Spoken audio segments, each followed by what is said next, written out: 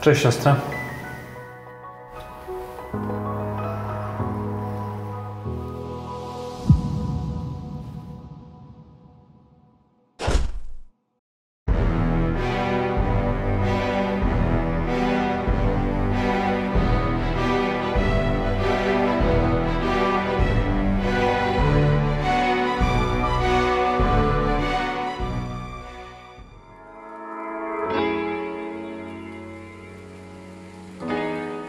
Młodsza siostra to jak wyrok. Wyrok na twoje dzieciństwo. Bo rodzice często zapominają, że przecież ty też masz swoje życie i może rola wiecznego anioła stróża nie jest do końca tym, co sobie wymarzyłeś jako nastolatek.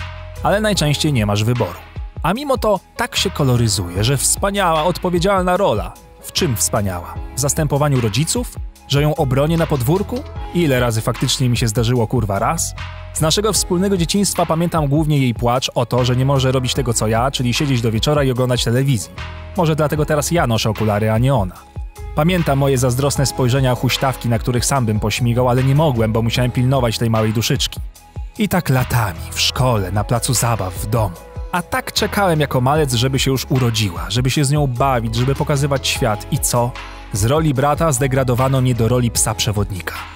Także, jak sami możecie wyczuć, jest między nami kwas. I to duży, życiowy, niezażegnany i co gorsza, nigdy nie przegadany. Bo teraz nikomu już z nas się nie chce do tego wracać. Ale smród wciąż wisi w powietrzu. Także oboje udajemy, że coś nas tam jeszcze łączy. Jak tam żyćko, siora? Co tam słychać u ciebie? Spoko. A ten Krzysiu kiedy wraca? Nie jestem już z Krzysiem.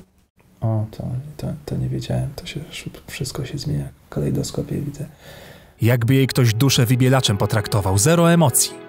Pytam o tych jej byłych z ciekawości. Dobrze wiem, że nie są razem, bo ją śledzę na Insta, gdzie wylewa swoje żale w realu będąc skorupą, czy też jak ją kiedyś nazywałem, siostrobottem. Bo z niej taki właśnie robot. Jakby była wycięta z papieru, dwuwymiarowa. Tak ją widzę, bo od lat jej kurwa nie znam i strasznie mnie to boli. Że ta buzia, która się kiedyś do mnie śmiała szczerze, teraz patrzy na mnie jak na przymusowy balast życiowy. Kiedyś mi wykrzyczała, że najbardziej ją wkurwia to, że będzie musiała mnie oglądać co roku na święta. To była bardzo wesoła Wigilia, uwierzcie mi. A u taty byłaś? Coś gadałaś z tatą? Nie. Szkoda, to weź tam czasami zadzwoń albo zagadaj, nie? Czego ty kurwa chcesz ode mnie właściwie? No i zaczyna się karuzela. No, żebyś wiesz, poszła, zagadała, zadzwoniła, odezwała się. No tak, bo ty tak lubisz tam chodzić, co synek tatusia się nagle zrobił. O Jezu, wiesz, że nie, tylko żeby jakieś pozory zrobić, żeby było mu miło, Kurwa, pozory, żeby było miło. Ty ciebie do reszty pojebało? Zawsze mnie dupa boli, że ona tak przeklina. Sam rzucam mięsem, ale we własnej głowie. Na żywo bym chyba tak nie umiał. Mało tego, że nam życie zjebał, to teraz jeszcze mamy do niego chodzić i na starość mu szklankę wody podawać, tak? Za co? O, poczekaj, wiem za co. Za to, że dar na mnie mordę, za każdym razem jak dostałam dwóje z matmy, chociaż jak pojebana zapierdalałam ciągle na korepetycję. O, albo może za to, jak traktował mamę. Ale po co od razu mamę w to wciągać, Który normalny człowiek chodzi na kurwy, kiedy twoja żona i matka twoich dzieci leży na chemioterapii? W jakim świecie ty żyjesz? No, o tym nigdy nie wspominałem, bo się sam tego wstydzę. Że takie rzeczy u mnie w rodzinie. Że nie dość, że mamy nie ma, to jeszcze jej koniec tak wyglądał. Mi z tym głupio, nie chcę o tym gadać ani myśleć, a ona w drugą stronę. Każda kłótnia się do tego sprowadza. No i kto sobie z tym lepiej radzi? Ja, bo milczę i trzymam to w sobie, żeby nie truć innym? Czy ona, która żyje tylko tamtymi chwilami i nie może iść dalej? Więc się podlewa białym chardonnay praktycznie codziennie. I tutaj niestety doskonale ją rozumiem. Nie rozumiem tylko, co się stało z nami, że to wszystko tak epicko się zesrało, że nawet pogadać normalnie się nie da. Dobra, wiesz co, chodźmy na spacer, bo jak nie pójdziemy, to zaraz rozjebie siebie, albo ciebie, albo kurwa wszystko.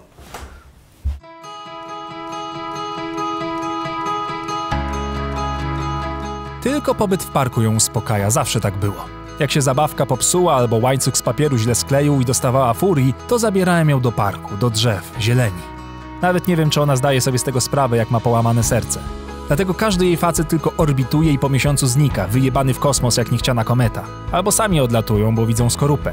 Ale ja wiem, że gdzieś tam w głębi jeszcze pali się światełko.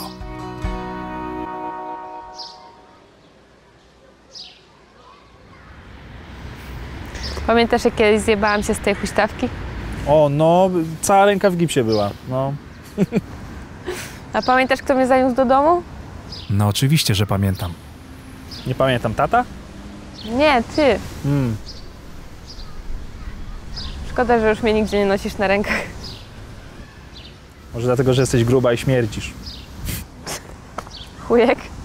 Okruchy humoru rzucone na tą wyschniętą glebę naszych relacji czasami kiełkują na kilka minut. Potem szybko umierają, bo nie ma komu podlewać.